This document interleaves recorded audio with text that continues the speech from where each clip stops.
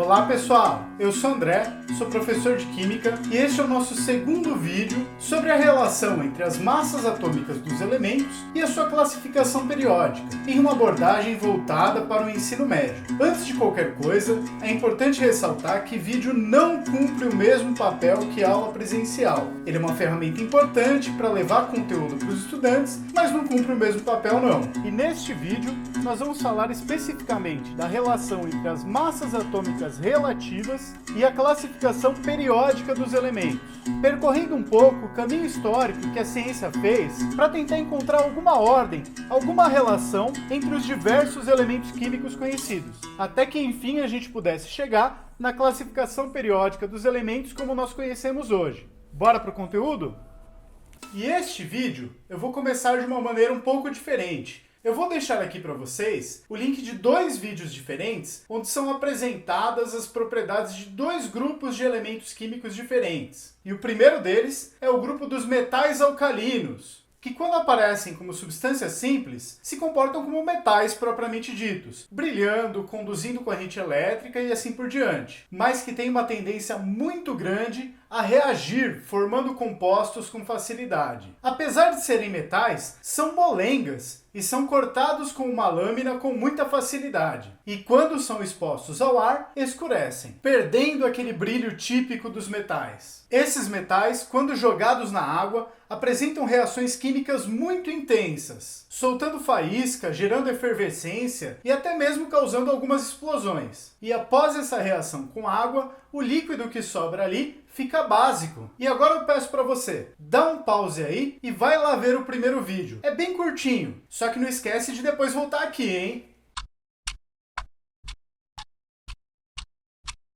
E aí, curtiu? Intenso, não é? E a reação vai ficando mais intensa conforme passa de um metal para o outro. E agora tem um segundo vídeo, que é o dos halogênios. Esses elementos ou são gases, como no caso do flúor e do cloro, ou são líquidos que evaporam com facilidade, como no caso do bromo. Ou ainda nós temos um sólido que passa pelo processo de sublimação, passagem do estado sólido para o vapor, sem passar para o líquido, que é o caso do iodo. Todos eles têm um cheiro irritante, parecido com água sanitária, e tem também reações muito intensas, tanto na reação com metais, como na reação com carvão, especialmente no caso do flúor. Então, dá um pause de novo e vai lá ver esse segundo vídeo.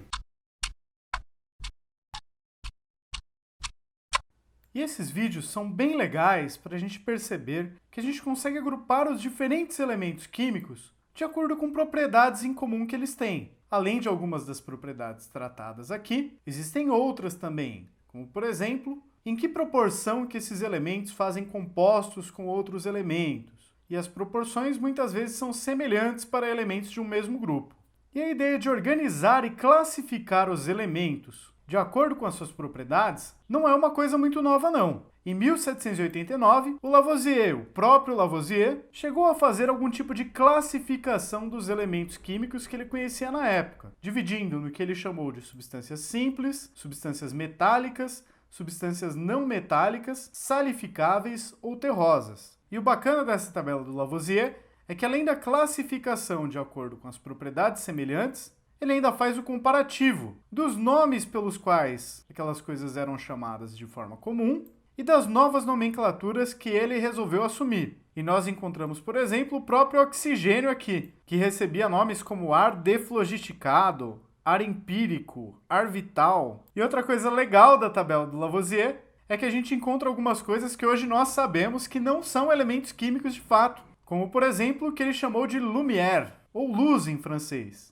e o que ele chamou de calorique, que hoje nós sabemos que são energia. Algum tempo depois, em 1817, o alemão Dobereiner, se utilizando da propriedade quantitativa, que eram as massas atômicas relativas que estavam sendo calculadas intensamente pelos cientistas da época, e que foi o nosso assunto do vídeo anterior, então se você precisar, dá um pulinho lá, vou deixar o link aqui em cima.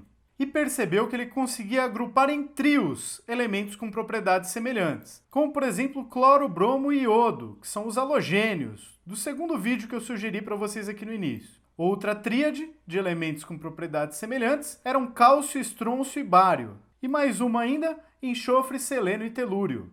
Pegando as massas desses elementos, eu escolhi apenas alguns isótopos, que é um assunto que a gente vai ver mais para frente, de cada um desses elementos, para demonstrar o raciocínio do Oppenheimer. E ele percebeu que, colocando ordem esses triozinhos de elementos com propriedades semelhantes, a massa do segundo elemento do trio era aproximadamente a média da massa dos dois elementos do extremo. No caso dos halogênios cloro, bromo e iodo, 127 U, que é a massa do iodo, mais 35 U, que é a massa do cloro, dividido por 2, dá 81 U, que é praticamente a massa do bromo. Na segunda tríade, cálcio, estronço e bário, 138 U mais 40 U dividido por 2 dá 89 U, que é quase a massa do estrôncio. E na terceira tríade, 128 U mais 32 U dividido por 2 dá 80 U, que é praticamente a massa do selênio.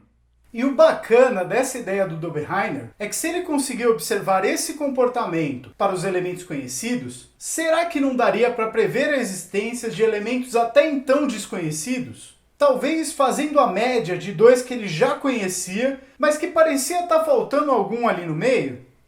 E o importante dessa ideia do Oppenheimer foi a iniciativa de começar a misturar a informação quantitativa das massas atômicas relativas com a informação qualitativa das propriedades dos elementos com características em comum, que é o grande trunfo da nossa tabela periódica. Avançando um pouquinho ainda no tempo, nós temos a contribuição do francês Jean Courtois, com o seu parafuso telúrico. E ele basicamente pegou a massa do oxigênio, que era bem estabelecida na época, e tem um valor em torno de 16, e dividiu uma folha de papel em 16 partes, e a enrolou como um canudo, fazendo linhas diagonais nessa folha de papel, onde ele ia colocando os elementos em ordem, em escala da sua massa atômica, enrolando essa folha de papel num tubo, de modo que as linhas feitas ficavam como se fosse a espiral de um parafuso, e analisando os elementos que caíam na mesma coluna, se juntar essa ponta do papel com essa daqui, vai formar uma espiral, não vai? E analisando os elementos que caíam na mesma coluna, ele encontrou alguma coincidência com as propriedades dos elementos. Lítio e sódio são metais alcalinos, aqueles que reagem violentamente com a água, que se oxidam com facilidade e que são metais molinhos. Dentre outras propriedades em comum, eles também formam sais com cloro na proporção de 1 desse metal para 1 do cloro. Bário e magnésio caíam também na mesma coluna e também são metais com propriedades muito semelhantes. Também se oxidam com facilidade, mas ambos formam sais de cloro com 2 cloros para cada um do metal. E várias são as coincidências, inclusive com o que a gente vai encontrar na nossa tabela periódica atual. Uma contribuição um pouco mais inusitada, mas que também tem resultados interessantes, é a chamada Lei das Oitavas de Newlands. E o Newlands era britânico, não era francês coisa nenhuma. O francês acabou vindo sem querer lá do Jean Courtois. E a ideia das oitavas de Newland é que o Newland pegou os elementos que eram conhecidos na época até então e percebeu que colocando eles em ordem de massa, lítio, berílio, boro, carbono, nitrogênio, oxigênio, flúor, sódio, magnésio e assim por diante, as propriedades do oitavo elemento repetiam as propriedades do primeiro elemento. Para vocês terem uma ideia, nós temos aqui o lítio e o sódio, que são aqueles metais alcalinos. Se você vai pelos elementos até então conhecidos em ordem de massa, o primeiro é esse metal que reage violentamente com a água e forma sais de cloro na proporção de 1 para 1. Se ele for o Dó, o berílio é o Ré, o boro é o Mi, carbono é o Fá, nitrogênio é o Sol, oxigênio é o Lá,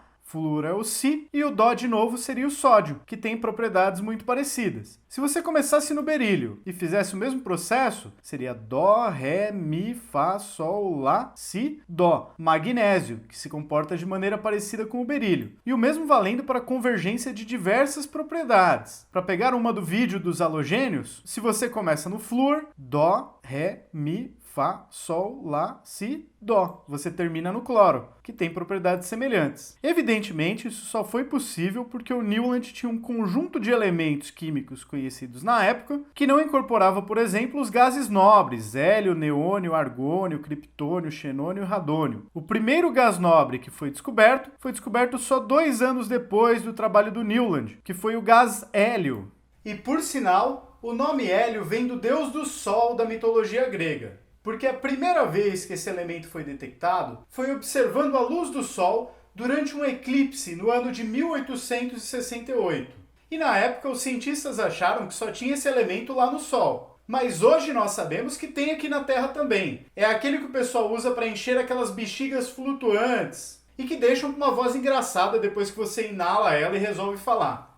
E por fim, nós chegamos aqui na nossa paciência química, que foi a grande descoberta do importante cientista russo Dmitry Mendeleev. E a tabela periódica tem tudo a ver com paciência mesmo, em todos os sentidos. Primeiro, porque o Mendeleev teve um árduo trabalho de sistematização e de diversas tentativas de tentar encontrar uma ordem que relacionasse as massas dos elementos com as suas propriedades. Então haja paciência mesmo para fazer esse trabalho. E segundo, porque o Mendeleev, para relaxar entre as extensas jornadas de trabalho, gostava de jogar o jogo de paciência, o jogo de cartas mesmo, onde há dois tipos de combinação a serem ordenadas de maneira conjunta. Uma ordenação em naipes, em qualidade, uma ordenação qualitativa, e uma ordenação em números, em quantidade. E qualquer semelhança com o resultado final do trabalho de Mendeleev não é mera coincidência. E aqui nós temos a reprodução de um dos documentos iniciais da tabela periódica proposta pelo Mendeleev. Visualmente ela parece bem diferente do que nós estamos acostumados em ver da tabela periódica. Ainda mais porque a gente faz umas coloridinhas aqui, todas ajeitadinhas. Mas não só por isso. A lógica dessa tabela aqui do Mendeleev é um pouco invertida com relação a linhas e colunas, com relação ao que a gente está acostumado. Mas de certo modo a gente encontra algumas coisas interessantes. Por exemplo, os metais alcalinos do primeiro vídeo que reagem violentamente com a água estão em uma mesma linha aqui. Lítio, sódio, potássio, rubídio, césio. Na tabela periódica atual, eles estão numa mesma coluna. Lítio, sódio, potássio, rubídio, césio. Para pegar os halogênios, que nós também vimos no vídeo, temos flúor, cloro, bromo e iodo numa mesma linha. E na tabela atual, esses elementos têm propriedades muito semelhantes entre si, estão em uma mesma coluna, flúor, cloro, bromo e iodo. E não para por aí. Oxigênio, enxofre, selênio e telúrio estão na mesma linha nessa tabela, e na tabela periódica atual estão numa mesma coluna. Mas a grande sacada do Mendeleev não foi simplesmente conseguir organizar os elementos. A grande descoberta científica não está no que ele fez, está no que ele deixou em branco. O Mendeleev, tão confiante na lógica do seu método de organizar os elementos químicos, deixou alguns espaços em branco, sugerindo que deveria haver um elemento em determinado lugar. E eu pego aqui esse elemento com massa 70, que está na linha onde temos carbono, silício, alguém e estanho. Na tabela periódica atual, nós temos carbono, silício, germânio, que tem massa 72,5 mais ou menos, e depois estanho. O Mendeleev, com esse espaço em branco que ele deixou para alguns elementos na tabela periódica, conseguiu demonstrar a importância do seu método, que previa que deveria haver um elemento com massa em torno de 70 e com propriedades intermediárias entre o silício e o estanho, mesmo que nunca ninguém tivesse nem ouvido falar desse elemento. E só em 1886, 17 anos depois, é que o elemento germânio realmente foi identificado e batia com as propriedades que o Mendeleev havia previsto. Depois do alumínio, ele deixou um elemento em branco também, estimando que sua massa seria 68. E temos ali o gálio, com massa 69,7 e propriedades semelhantes às previstas. Então a genialidade do Mendeleev não esteve só em organizar os elementos por massa e por propriedades, mas sim também na ousadia de tentar fazer previsões de elementos até então desconhecidos com base no modelo que ele mesmo havia criado. E eu vou deixar aqui na descrição, por fim, um link para vocês de uma versão moderna da nossa tabela periódica, que por sinal, a versão desse site é uma versão interativa, onde nós podemos investigar ainda mais o conjunto de propriedades conhecidas de diversos elementos, procurando suas semelhanças e as suas diferenças. Dá uma mexida lá na tabela, tenta ver se você consegue identificar algum padrão de repetição para outros conjuntos de elementos. Bom, pessoal, é isso aí. Eu espero que vocês tenham gostado. Muito obrigado pela atenção, fiquem de olho nos próximos vídeos do canal e até mais!